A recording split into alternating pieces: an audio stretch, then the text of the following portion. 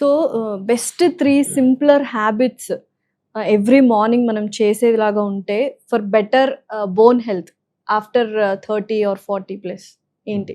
Thank you, మంచి question అడిగారు. So ఇప్పుడు ఫస్ట్ ఆఫ్ ఆల్ ఏంటంటే అండి, ఇందాక నేను అన్నాను కదా, బ్యాక్ ఎక్సర్సైజెస్.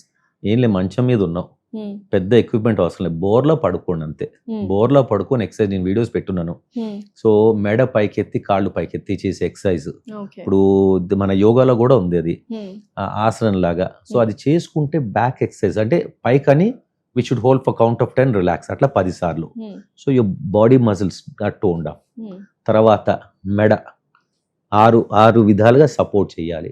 దాన్ని రెసిస్టెన్స్ ఎక్సర్సైజ్ అండి. అది ఎక్కడ కూర్చున్నా, మీరు బస్ స్టాప్లో ఉన్నారు, ట్రైన్లో ఉన్నారు, whenever you have free time keep doing. TV చూస్తున్నారు, ఖాళీగా ఉన్నారు, the more number of times you do, the neck muscles are strengthen. దాని తర్వాత ఇప్పుడు పిల్లలకైతేనేమో you need to aim for good calcium. ఇప్పుడు there is something called peak bone mass.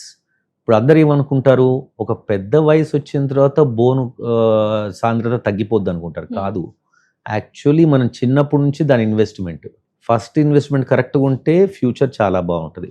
ఇప్పుడు చిన్న వయసులోనే కరెక్ట్ టైం, కొంచెం calcium rich foods, activity. We should encourage children to go play in the ground, not SIT in the home.